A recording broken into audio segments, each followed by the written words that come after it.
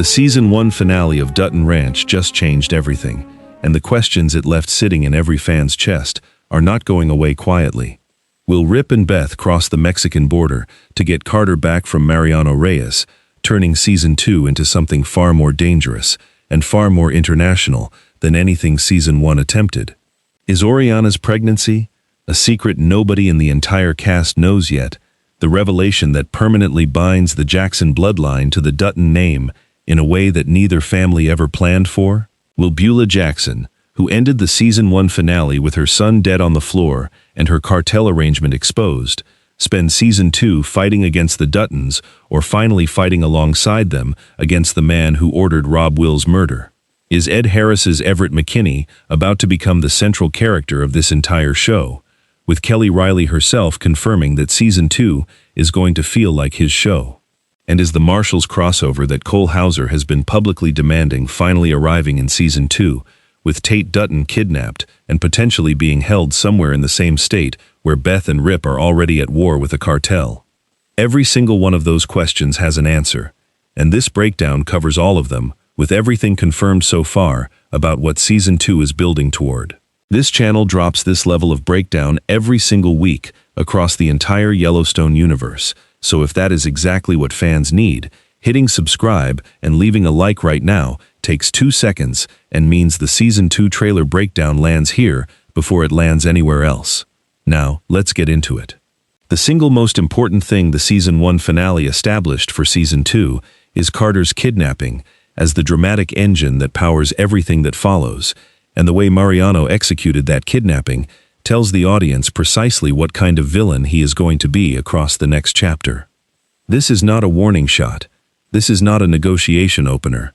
When Kino takes Carter in the final moments of Episode 9, the cartel is making a declaration of ownership over Rio Paloma, a message from Mariano Reyes to Beth and Rip that the rules of South Texas belong to him, that they have been operating inside his territory without understanding what that territory costs, and that the price of their interference in the fentanyl operation running through 10 Petal Ranch's cattle is everything they love most. Cole Hauser confirmed to TV Insider that the opening episodes of Season 2 will focus on Rip and Beth trying to regain control, which means Season 2 does not begin with a plan fully formed. It begins with two people in the worst position of their lives, with no leverage, no allies inside the legal system, and a boy who could be anywhere between Rio Paloma and the Mexican border. The most dangerous question Season 2 raises immediately is whether Mariano keeps Carter in Texas or moves him across the border. Because those two scenarios produce entirely different shows. A Texas-based rescue is violent and compressed, operating on familiar ground. A cross-border rescue turns Season 2 into a season-long operation, where Rip and Beth are functioning inside a cartel's home territory, with none of the informal authority they spent all of Season 1 constructing in Rio Paloma. However, the detail buried in Rip's final line of the Season 1 finale is the most important strategic clue the show has yet provided. When he tells Beth that Mariano does not want Carter, he wants them, Rip is reading the situation correctly. Carter is not the objective. Carter is the lure.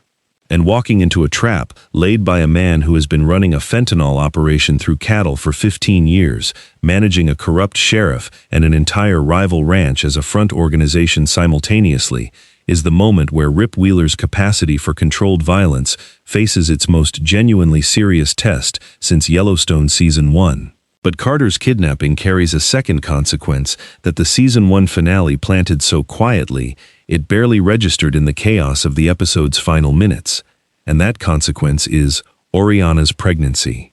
The evidence is there in Episode 9, before everything else breaks. Oreana takes a pregnancy test, and the result is positive. The baby is Carter's, and the devastating construction of everything that follows is built entirely on the fact that nobody knows. Carter does not know he is going to be a father. Beth and Rip do not know. Oreana is carrying their grandchild. Beulah does not know her family name is continuing through the girl her dead son raised. And Oreana never got the chance to tell Rob Will before Kino killed him in front of her. The Yellowstone franchise has always used babies as a device for locking characters into impossible positions. Tate was the reason Case stayed on the ranch long after he would have left, and Monica's pregnancies defined Casey's moral architecture across 5 full seasons of the original show.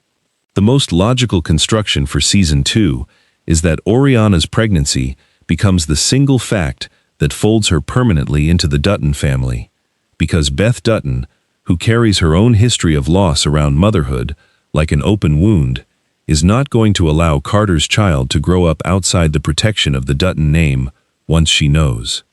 That decision, the moment Beth makes it, transforms Oreana from a secondary character caught between 2 warring families into a permanent presence inside the main story.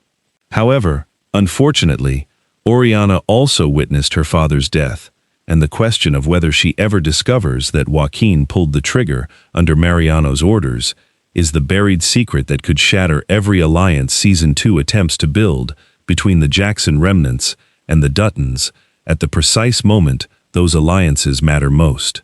The Season 2 storyline that the show's own lead actress is most actively directing fan attention toward is the transformation of Everett McKinney from beloved supporting ally into full co-lead, and Kelly Riley's confirmation that Season 2 will feel like Ed's show is not a throwaway promotional line. It is a creative declaration about what incoming showrunner Benjamin Cavell is building and what Dutton Ranch intends to become as a show in its 2nd chapter.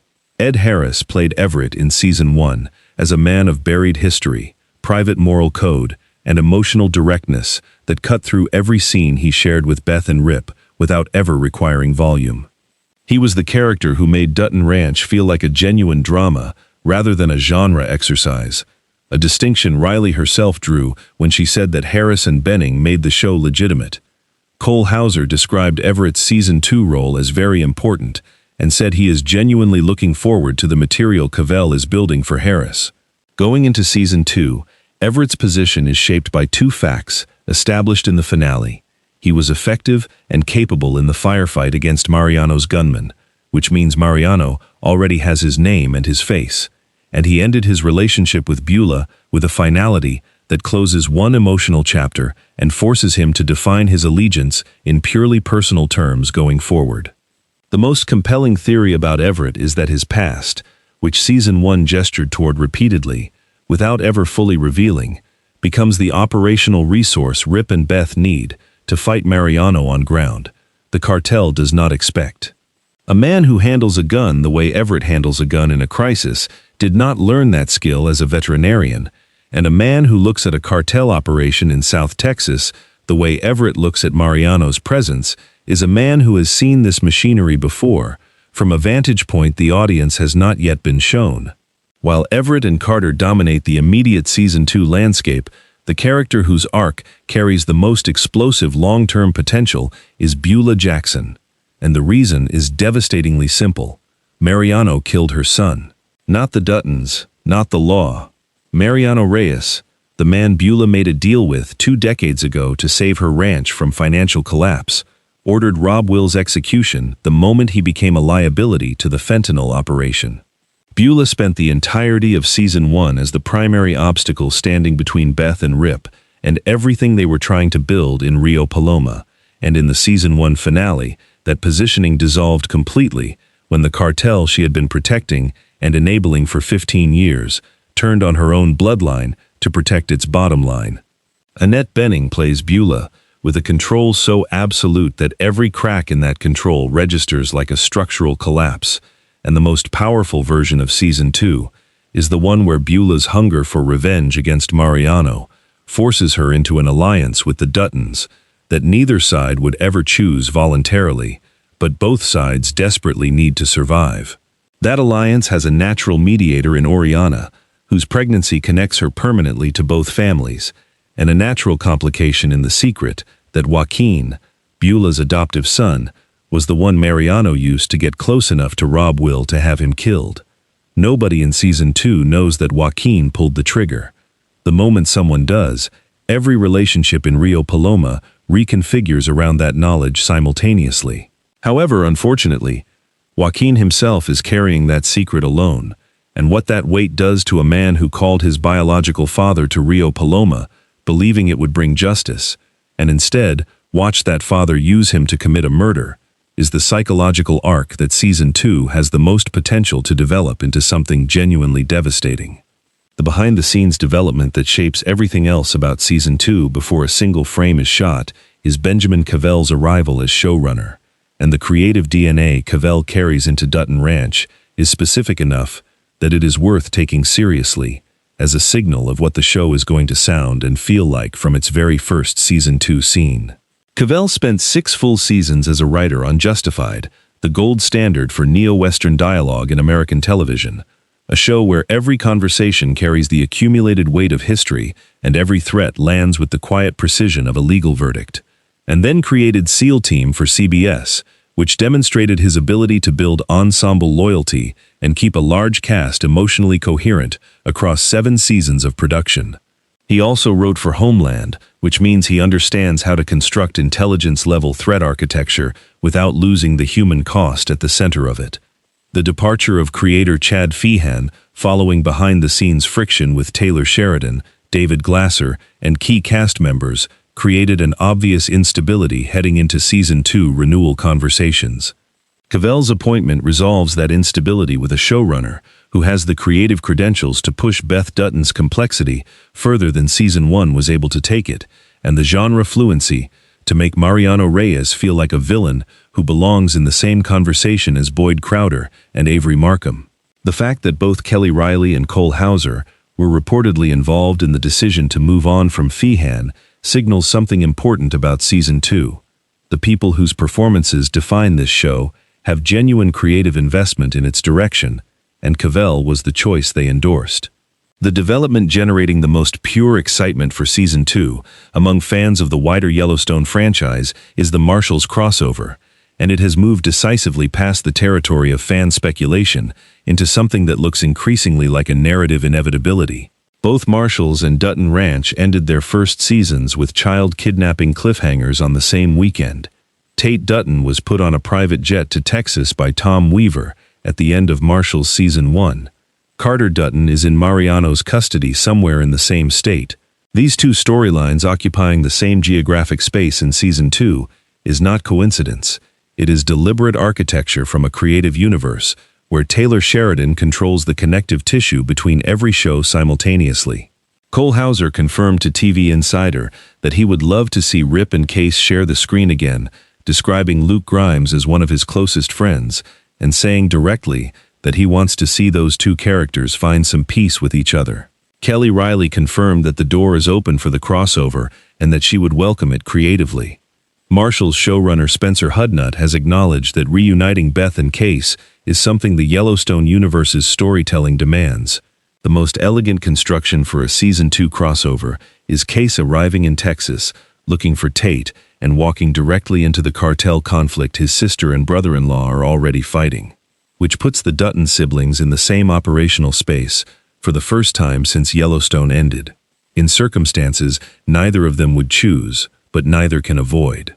Additionally, Hauser confirmed that Yellowstone veterans Travis, Jimmy, and Teeter are all established as being in Texas, which gives Rip a set of allies with direct bunkhouse connections he can activate without going anywhere near official law enforcement. In a fight against a cartel that already owns Sheriff Wade, that network is not supplementary. It is essential. After everything the Season 1 finale of Dutton Ranch set into motion, Carter, in Mariano's hands as a lure rather than a prize, Oreana, carrying a secret that nobody in the show knows yet, Beulah, with nothing left except the desire for revenge against the man who killed her son, Everett preparing to step into the center of the story in a way Season 1 never allowed, Joaquin alone, with the weight of what he did, and a Marshals crossover moving from possibility into something that looks like a scheduled event. The one question every fan is now locked onto is the simplest and most urgent. When does Season 2 actually arrive? The honest answer, based on everything currently confirmed, is 2027. Production on Season 2 has not yet begun as of July 2026, and Paramount Plus has not announced a filming schedule or premiere date. Based on the production timeline of other Taylor Sheridan Universe shows, which typically run 12 to 18 months between seasons, and the fact that Season 1 filmed from approximately August 2025, before premiering in May 2026. A comparable production schedule places cameras rolling in late 2026 at the earliest, with a premiere most likely landing in mid to late 2027. The early renewal, confirmed before the Season 1 finale had even aired, signals the level of confidence Paramount has in this show, and the speed of Cavell's appointment signals that creative development is already active even before formal production begins. Season 1 launched as the single biggest original series debut in Paramount Plus history, drawing 12.9 million global viewers in its first 7 days. Paramount is not going to let that audience sit cold for any longer than the production timeline absolutely requires. Based on everything Cavell brings to this material and everything the Season 1 finale has set up, the wait is going to be worth it. Based on what that finale put on the floor, the wait is going to feel much longer than it should.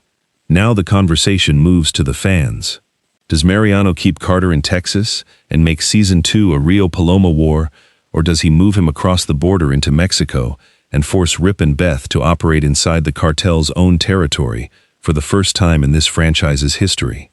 And does Oreana's pregnancy become the fact that permanently folds her into the Dutton family in Season 2, or does the truth about Joaquin and Rob Will's death break every alliance the new season tries to build before it can hold? Drop those answers in the comments right now, because this community has been reading this show correctly all season, and Season 2 predictions start today. If this breakdown gave fans everything they needed to walk into Season 2 fully prepared, a subscribe and a like right now takes 2 seconds, and guarantees the Season 2 trailer breakdown is here, the moment that footage drops. The video on screen covers everything else fans need to know about where Dutton Ranch goes from here.